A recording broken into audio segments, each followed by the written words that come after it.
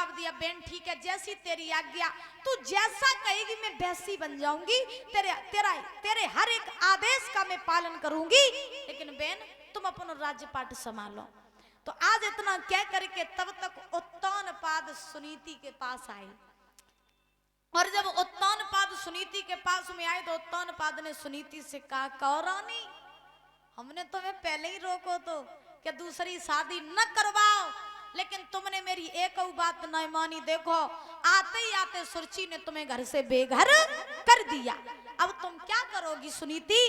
तो सुनीति ने रो करके जवाब दिया, हे महाराज आप चिंता मत कीजिए, मेरे नसीब में जो था वो मेरे साथ में हो रहा है, अब आप मेरी छोटी बहन के साथ में अपना जीवन यापन कीजिए और बड़े ही आनंद से आप खुशहाली से रहिए।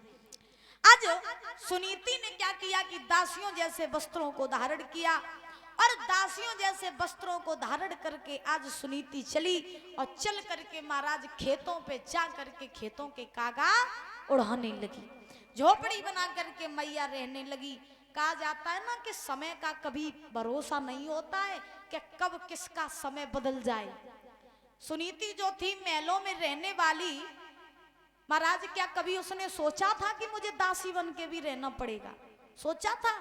कभी नहीं सोचा था। इसीलिए कहा जाता है ना कि समय का कभी भरोसा नहीं होता है कि कब किस्मत किसकी बदल जाए।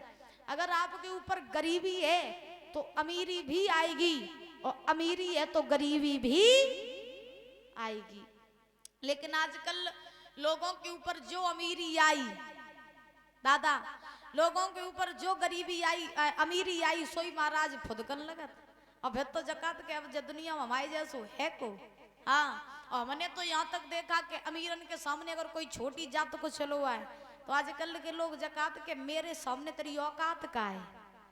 आज के लोग ये कहते हैं कि मेरे सामने तेरी औकात का है। सुनो, पैसा तुम्हारे पास में आज है कल नहीं होगा, और जब तुम्हारे पास में कल पैसा नहीं होगा फिर तुम्हारी औकात का रही है?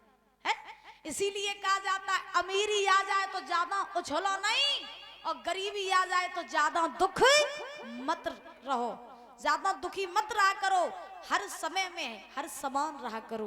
बोली गोविंद भगवान ने की। आइए ताली बजा करके बोलेंगे बड़े भाव से